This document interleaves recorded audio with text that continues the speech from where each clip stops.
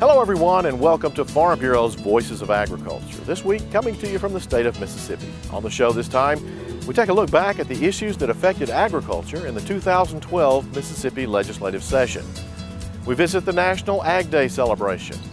We follow Farm Bureau members as they go to the annual Ag Day at the Capitol celebration, and we meet Mississippi's new Commissioner of Agriculture, Cindy Hyde-Smith. We'll be right back. Stay with us. I'll never forget the pride that my dad took in the crops that he grew on our farm. He always said the work we do is important, that we feed Mississippi and the country. We can help people put healthy, safe, and affordable food on their table, and that's a reason to be proud. Americans spend only about 10% of their disposable income on food. In some countries, it's 50%. Mississippi farmers are proud to do our part to help families enjoy safe, healthy food at affordable prices. The farm families of Mississippi.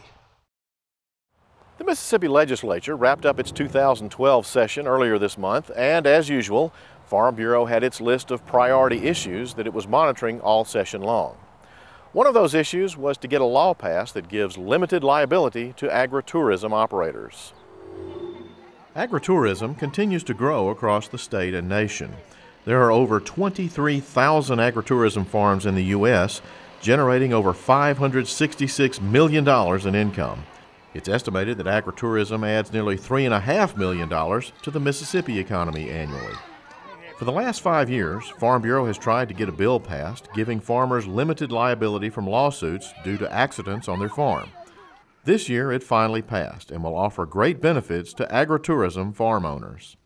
Well, I think one, we've had a problem with these agritourism businesses getting insurance. This will improve their opportunities, it'll improve the competitiveness in that area. But I think it will really encourage, this is an emerging area of our agricultural economy in Mississippi, and so I think that it's going to be very much of an impetus to the growth of these agritourism operations. They're developing ways for school children and church groups to come out to their farms, and they're bringing a lot of money into their family coffers because they're able to do this, and they do it in a brief time, maybe 5 to 6 weeks out of the year, so they can continue their regular farming activities as well as doing these agritourism ventures. I mean, we're talking about a farm family that's bringing maybe $255,000 in profit, in net profit, because the gross is like $500,000 off of this short-term venture using maybe 40 acres of their farmland. And the Department of Agriculture is going to show them how to do it. Tourism benefits, agriculture benefits, and the whole state does, because they'll be spending money, not just at these farms, but wherever they go, they'll be spending money in the state. Lobbying involves not only passing bills that help your industry, it also means stopping legislation that will hurt your industry. This year, Farm Bureau helped stop 2 bills that would definitely have had a negative impact on Mississippi agriculture: an immigration reform bill and an animal rights bill. Farm Bureau opposed the immigration reform bill as it was written because it had many unintended consequences. When we start trying to run off people that want to work, well, you run off good people and people that are here legally, and trying to find some illegals, you run off legal people. And not only would it have hurt our farm economy, it would have hurt things like furniture manufacturing and construction.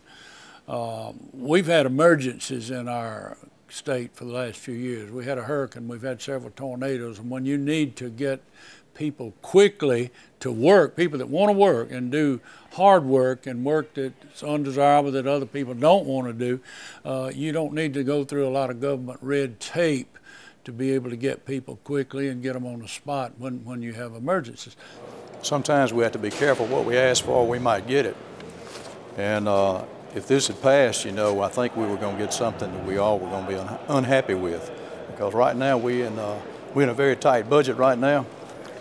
And I can imagine with this being imposed, with this bill coming in as written, it would make things more binding on our state.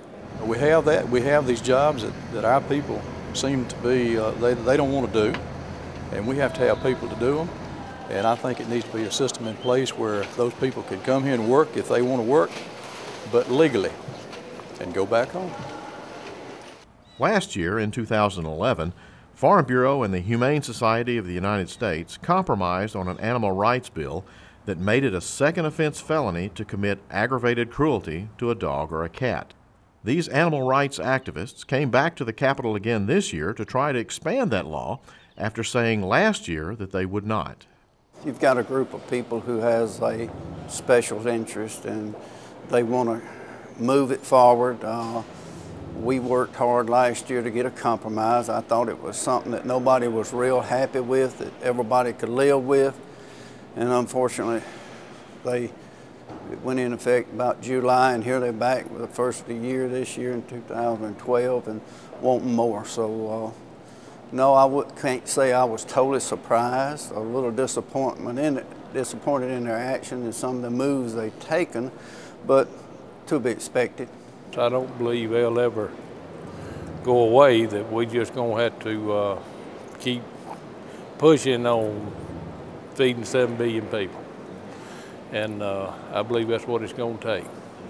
That I believe the good Lord put animals on earth for humans instead of humans on earth for animals. Animal rights groups have gotten legislation passed in other states that affected farm animals, not just dogs and cats. I've been told in one state that the state is saying what breed of hogs you can grow. That's pretty, if that's the truth, that's getting pretty invasive, where government totally dominates your life, and I think we function best when we have the ability to make our own decisions without government mandating such personal issues on us. For nearly a century, farmers and rural Mississippians have relied on Farm Bureau to be their voice in the halls of the Capitol building in Jackson. This year, with a tremendous turnover in the legislature in general and specifically in leadership positions, Farm Bureau is being counted on even more heavily by our membership to carry out the ideals of the state's largest industry. Ag Day at the Capitol is an event that brings a large contingent of Farm Bureau members to the Capitol to emphasize agriculture's importance, but also to thank the legislators for all they do to help the farmers in this state. We got a new governor, a new lieutenant governor, a new speaker of the House, and got 47 new members. So, the importance of us showing up here today, it just reiterates how important agriculture is to this state and to Farm Bureau. I'm excited about having this day today, and excited about the crowd we brought. And hopefully these guys will know a little bit more about the importance of agriculture when we leave today. Many of the most important legislators addressed the group and shared their feelings about the importance of agriculture and Farm Bureau. I am honored to be named chairman of Ag this year by the lieutenant governor. After the primary, he came down to Hattiesburg to visit me in my office. He said, "Billy, if you had your choice of all the committees, what would be your number one?" And I answered immediately, agriculture. We want to do good things for ag, and we want to kill bad things. I'm proud to be a member of Farm Bureau and have been for a long time. I don't know if you realize how important this organization is to the legislature, how much clout you have, how much influence you have. I really appreciate what your organization does for the people of Mississippi. And I say your organization, you're my organization too. I've been a Farm Bureau member over 40 years. We appreciate what y'all do, and we look forward to finding out what priorities y'all have. But today is a good day for y'all, and it's a good day for us. I know each and every one of y'all had something else y'all could be doing today, so I, for one, appreciate it, and I know all the other legislators here appreciate the effort y'all made to be at the Capitol today. Y'all are the only voice for agriculture in Mississippi, and if it wasn't for y'all and your involvement and your direction to the staff, it would be a lot of things that would be bad for agriculture happening in this building. So I appreciate y'all. I want you guys to know that the way you make your living every day in agriculture and off the land, that's the same way I do. It's the same way my family do. I've spent my life working in that arena. I'm very passionate about it. I know there's a lot of you in the room I've already worked with. I look forward to working with you more. And while many farmers came here to thank the legislators for their work in general, some farmers came with specific requests, like sweet potato farmer Randall Wright of Vardaman. He wants the legislature to appropriate more money for ag research. We've got a problem in our sweet potatoes now with a disease that we're having, we're struggling with, and we're trying to get it cornered up and some research done to see what's going on. Seed research. There's only 2 seed breeders in the United States for sweet potatoes. One, that's all there are. And these breeders are not in Mississippi. When they're breeding these seed, they're breeding them for specific areas that they're in, and sometimes those seed don't work for Mississippi. So we are looking for more research in that area too. This annual event continues to be one of the most productive events that Farm Bureau holds each year. These are real farmers who live the farm life, feed the animals, grow the crops, and take care of the land. When these folks speak, the legislature listens. We'll be back with more of Voices of Agriculture after this timeout. Stay with us. National Agriculture Day is a time when producers, ag associations, and countless others get together to recognize and celebrate the abundance provided by the American farmer. Today is Ag Day. It's just a national recognition that we can look at the 2% of the people who feed the other 98%. As the world population soars, there will be an even greater demand for the food and fiber that farmers produce. Most people are now 2, 3, even 4 generations away from the farm and don't have the same appreciation for growing your own food that previous generations had. I was raised on a small farm in Forest County. We were poor, but we didn't know it. We had cows and pigs and a garden and chickens. And we didn't do that because it was cool. We did it because we needed milk and butter and eggs and vegetables. Thousands of people crowded into the farmers market in downtown Jackson, including students from local schools. Basically what we covered today was hamburgers. Where does the hamburger come from? I was down in a town south of here a while back and interviewing some children, and I said, where does hamburgers come from? They said, a tree. And I said, what's your favorite part of a hamburger? The toys. Children need to know more about hamburgers and where their food comes from than where they just go through a drive-through. Local chefs prepare dishes using local ingredients to the delight of customers. Today we did a smoked shrimp cake. And we got some local shrimp from right down the coast in Gulfport, some friends of mine. We took some Mississippi tomatoes and made a Creole tomato jam. And then we took some local broccoli leaf, young tender broccoli leaves, and we sauteed them down. It's absolutely dynamite. And you would not believe how many kids were eating this up. The little 4, 5, 6-year-old kids are eating it up, baby. I love it. Other ag organizations had displays to educate the public about farming.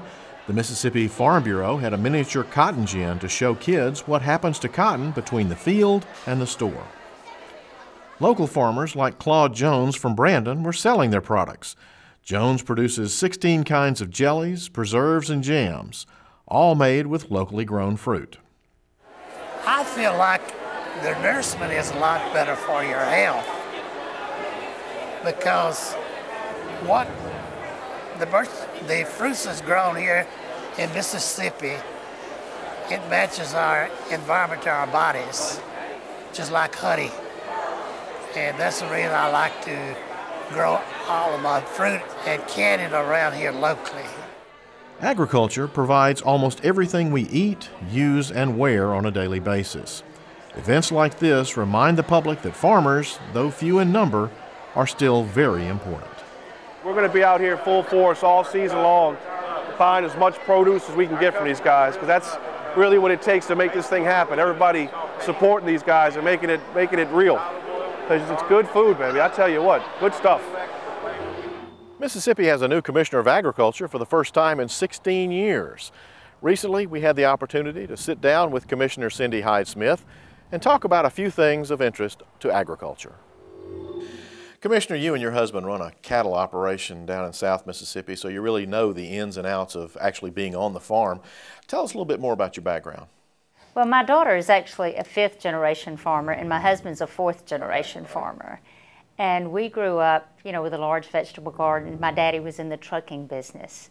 And so, we had that rural background. We, did those things that on the weekends especially that all kids do out on the farm. And you know, my mother used to say all the time, I'm not raising peas, I'm raising children, because we had to get out there and we had to work and we had to pick peas, we had to shell peas, we had to can peas, and no one could do anything that you wanted to do that was fun until all of that was done. Now, you come to this job after being in the legislature for 12 years. 8 of those years were as chairman of the Senate Ag Committee. That's a pretty unique perspective to come to this job with. I really cannot imagine being in this seat that I'm sitting in now without that legislative background. There's some brave souls that came before me is all I can say, because you know, I do know the process. And what it takes to run a state agency is many things, but one of the most important things is funding. And you get that funding through the state legislature. You have to go through the appropriations. You have to justify what you've already spent money on and what you've done with your funds. You know, I just come across of, guys, this is the real deal. You know me, and you know that I'm going to shoot straight with you. Let's talk a little bit about agriculture now, since that's what most people think this job is all about. What are some of your goals to help this industry along? Well, there's a lot of challenges there, and it is the most essential industry in this state and any other state. We eat 3 times a day. We want that safe, affordable food to put on our table. And these are the fun things that I like to do, is to get in there and see what those needs are with the farmers. And right now, the high cost of fuel is a huge challenge. And, you know, it's like you have a good crop when you're inside the perfect storm. It's when your input costs are manageable and whatever you're producing at that time, you know, if it's not very, you know, if you don't have to have a lot of fuel to produce it, you're at an advantage. For those row croppers out there, that yes, that does make a major difference, you're at a disadvantage.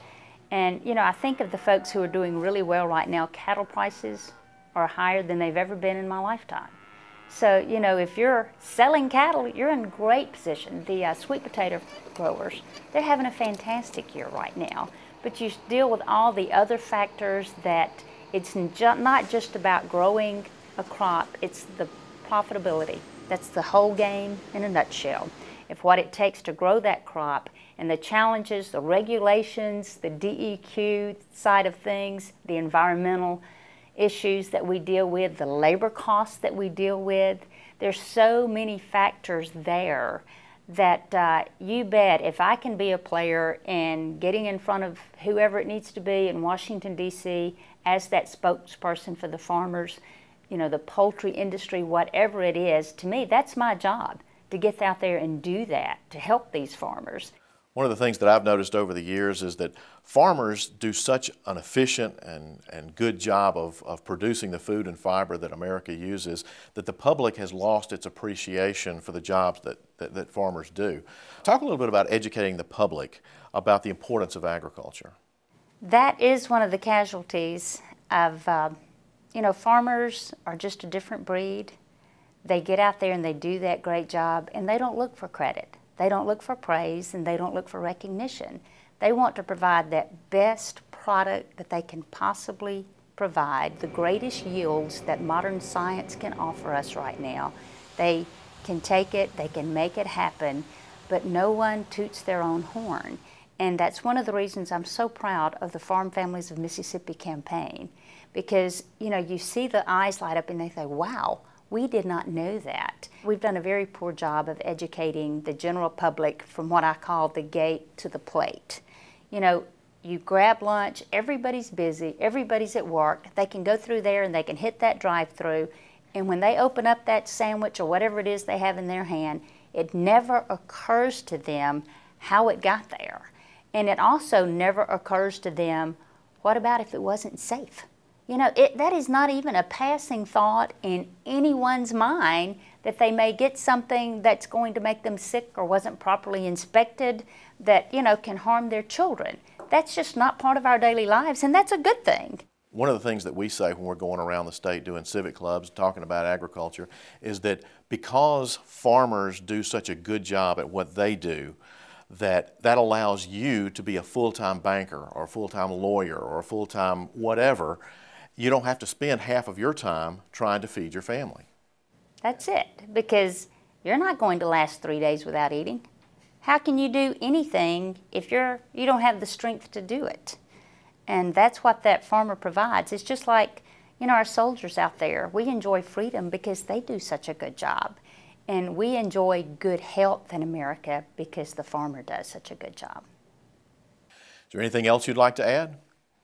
I'm so blessed to be here. I truly believe that. And, you know, Proverbs 29:18 says, where there's no vision, the people will perish. And my prayer every day is, God, just grant me that vision, grant me that guidance, grant me that stability and stamina that I can physically stay here and do this job. Because, you know, it's too important not to do the very best that you can, be the very best that you can be, because it is agriculture we're talking about. And if it's not at the top of everyone's list, it should be, because we know what sustains us. And that's that good food that we put in there to give us that strength in our Heavenly Father. Stay tuned. We've got a new feature for you coming up right after the break. Mississippi on the Menu with home economist Nancy Freeman.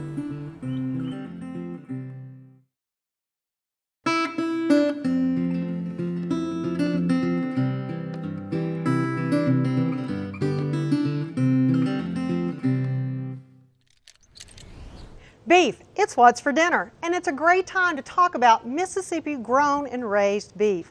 You know, our beef farms are 97% of the beef that comes to your table is from Mississippi farm families. And that's a great thing to know, that people are growing and raising beef for themselves as well as for your table. So let's talk about Mississippi beef just a little bit. You know, I have a really simple, easy recipe here that we're going to make today. It's a Southwest meatloaf, and I love it because it's simple to make and it's a sure pleaser for your family. One of the things you want to look at when you're looking for beef is you want to be sure that you're looking for lean beef. Either it needs to be at least 80 to 20% or more. When I'm making meatloaf, I like to use the 93% lean with the 7% fat, because that way you don't get a lot of drainage or drippage when you're working with your meat in your dish. We're going to put our ground beef into the mixture to start with first. That's easy to do. And one of the things you want to remember about ground beef is you don't want to work it a whole lot. When you work ground beef, it makes it get tough. And we want our Mississippi beef to be fresh and soft. We're going to start with some soft breadcrumbs that we've got in there. And you can make that simply by running a couple of pieces of bread through any kind of processor. We're going to work with some chopped onions that we've got here. To this, we're going to add a little bit of red bell pepper. Now, I like to particularly use red bell pepper because you want the color in there as well as it's a slight flavor differentiation. But if you want to, you can use some green as well. A little bit of fresh sweet corn that's in there.